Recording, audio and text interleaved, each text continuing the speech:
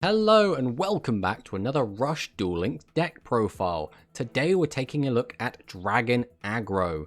Now, notably, this deck is not my original creation. This deck was the first place finished deck from the GRF, or the Goha Rush Festival, by a Japanese user by the name of Ryron1, I believe that's at least his name on Twitter, and this is the build he was using. Now, he does specifically have a little bit of a breakdown on that, which I will have in a link down below, but this deck is bonkers. So I am not the kind of person that will immediately be like, oh, this deck came first place during the Goha Rush Festival, that means it is the best deck. Because I think there are always a lot of other contributing factors. There will be things like, maybe this player that played this deck was particularly good, and he could have done this well on any number of different decks. Or it could be the fact that someone who maybe would have won didn't have all that time to invest, because the GRF does take place over 3 days, and you do have to be playing pretty much constantly for over those 3 days to get as many wins as possible. So you have to play a deck that you won't burn out on, that gets quick wins ideally, and that is strong enough to keep winning games. So I would say this deck is all three of those things, so it is no doubt that it did make #1 spot. So this deck is pretty crazy. So first off, the skill. Hammer Crush Deal. This is a skill we haven't really seen a ton of since maybe the initial release of Rush into Duel Links, but we can activate it once per duel by setting one Hammer Crush from our hand on a spell and trap card zone, and then we draw a card. Now, originally this card was being used to basically play a 29 card deck, because if you found your Hammer Crush, you just set it, you draw a card. Having one card left in deck does make it a tiny bit more consistent, and this is what I originally used to Cog. Now, because back row is a bit more prevalent, this card actually has some teeth to it now. Not only do you get to draw that card, and you can just have a Hammer Crush hanging out for a bit, but also you can use this to pop your opponent's back row, and if you do manage to hit Widespread Ruin, it is fantastic. So what is the rest of this deck? This is the natural evolution of the Aggro deck. Now, the original Aggro deck was playing 3 Multi-Strike Dragon Dragius, 3 Prima, and the Summon Skull. That kind of evolved over time to start becoming the Aqua Aggro deck, which included Diankito the Boogie Master, and was using the Aqua engine as well as the skill Cure Master Diankito to be able to recycle the Aqua engine. Then you would use things like Diankito effect and your Cure Master Diankito to basically keep bolstering your life points, so you could play a bit more of a slow, a little bit more of a control game and try and outlast your opponent's aggression, which was very good against a lot of decks, especially the 7's Axel Road Spellcaster deck. What this deck does instead is we replace our Diankito with our Ancient Arise Dragon. Now, why Ancient Arise? We've already spoken about this card at length, but it is a fantastic boss monster. Basically, in this deck, we ignore its entire second effect. All we're doing is gaining 600 attack, and that is all we need to do, because going up to 3000 attack does play around a lot of the traps, specifically the barrier. 3000 attack means that your opponent would have to have 2600 attack to survive a hit with the barrier. No monster in the game has that at the moment outside of Blue Eyes White Dragon, which you can only get via skill, so it's basically free to attack over battle traps. On top of the fact that Ancient Arise Dragon can boost itself over Multi-Strike Dragon Dragius, which means we can protect our Dragius from Widespread Ruin. A lot of the time, we'd rather maintain a Dragius during our opponent's turn over an Ancient Arise Dragon, because Dragius has the extra 100 attack points, which means it is better to be used with our barrier, because that now means our opponent's 28s can't attack over us. That is very relevant because Dragonic Resonance is very good at making 28s, as well as the Ancient Arise deck is very good at making Burning Blaze become a 28. So that number does become very relevant. So being able to maintain Multi-Strike Dragon Dragius and protect it with Ancient Arise is very, very strong.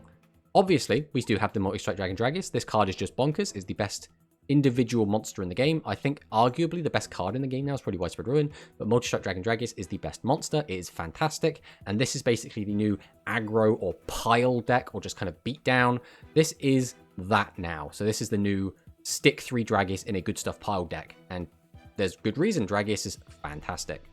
Next up, we have the one of Prima. So Prima is still pretty good. We can use this to boost Dragius's attack, and it can attack twice. So if we do boost Dragius by 900, effectively that's like an 1800 damage, because it gets to attack twice, which is really, really good. Also, boosting attack is really good to deal with a lot of different threats, and we can boost up our weaker monsters like our 1500 attackers or our 1300 attackers to be big enough to attack over some boss monsters. Gaining 900 does put them up to 22, which means they will clear kind of the mid tier of monsters, so like a lot of level 5s and 6s, which is still pretty good. Next up, we have Speedy Performer. Again, a really good card. Doesn't cost anything from our hand, doesn't cost any life points, but we do lose a card from top of the deck. This does sometimes come up because this deck does do a lot of milling, which means it can sometimes deck out. But being able to get 400 attack is really good. and especially good with double attackers because, again, you effectively double the effective damage. So it's like getting 800, which is just really good. Next up, Thunder the Thunder.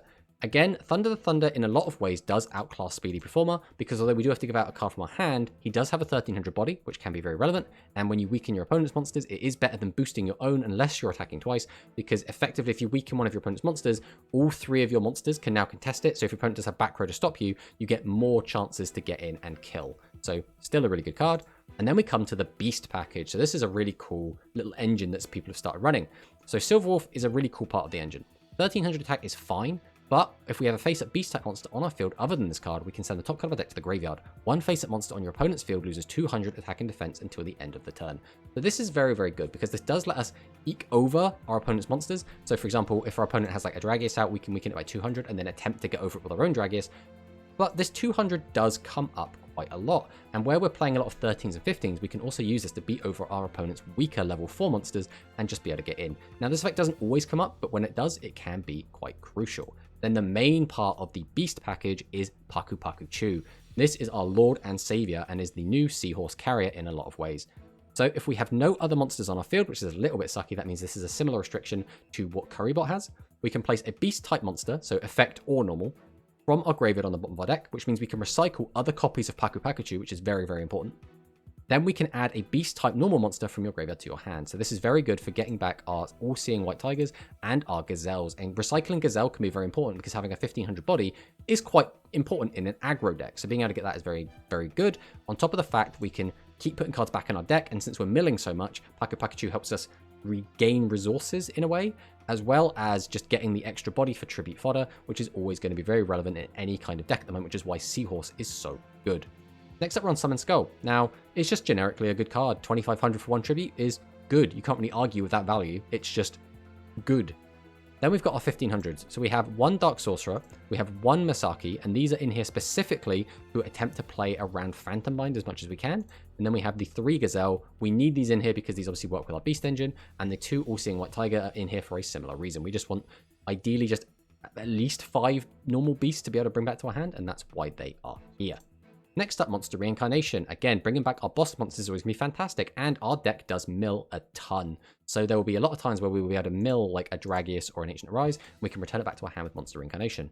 But the same way we can use Monster Reincarnation to bring back Seahorse and gain a ton of value off it, we can do the same thing with Paku Paku Chu. So we can discard a card, get back Paku Paku, summon Paku Paku, use its effect, put a card back into our deck, grab back another tribute fodder, and then bam bam, tribute them both, get something else out. Really, really good. Then we got 2 Hammer Crush. This is in here because this means we're more likely to see it to get a Hammer Crush deal to basically gain that extra draw. But also we do still want to hurt our opponent's back row. A lot of the time we do win off of popping our opponent's back row, especially if it's widespread, and then we can just push for game that way. Widespread, again, fantastic card. Just, you should always run this card. It is just bonkers. There's no reason not to. And then the Barrier. So notably as well, this deck is not playing any 2100 or lower, which means Barrier is always going to be fantastic. 24 is a fantastic number because that means it now crashes with 28. Even 22 is okay because it means that if a Dragius attacks into us, the Barrier will still protect our Prima Gitana, which is really, really good. On top of the fact, Barrier also, again, refills our deck, which is something we always really want to be doing. And being able to put in our boss monsters if we feel we need them, being able to put Paku Paku Chu back in the deck is always going to be really, really good. So it's just a really, really strong battle trap. If ever you can use the Barrier to destroy one of your opponent's monsters, a lot of the time it ends up feeling a lot like a widespread and can just end the game, which is why it's my favorite non-widespread ruin battle trap in the game at the moment. So this is the list. It's very, very strong, very, very consistent. We did actually get an 11 win streak. Then we had lethal, but misplayed because we got a little bit distracted. And then we went on a 13 win streak. So we had like an unofficial 25 win streak. And then we started bricking a bit. So the deck's then win rate did start going down a bit. But that just goes to show how powerful this deck is. We got an 11 win streak and a 13 win streak with this deck. It is really, really good. Very, very powerful, very, very aggressive, which is exactly what we want to see. This is not a slow control deck. This is a go face, aggro, aggro, aggro, which you expect to see in a deck that has 3 multi-strike Dragon Dragius. As for matchups, I don't think this deck really has a bad matchup. I would say its weakest matchup is probably Warriors, just because Yami Ruler can stop you from proactively making plays. We don't have any level 6s that we can boost up like Ancient Arise does, and we do not have any way to cheat out level 6s like SAR Spellcasters or Dragoncasters have. So that matchup is a little bit shaky, but that has always been a bit of a shaky matchup for any of the aggro variants. So let's fire in some replays so I can show you what I've been talking about.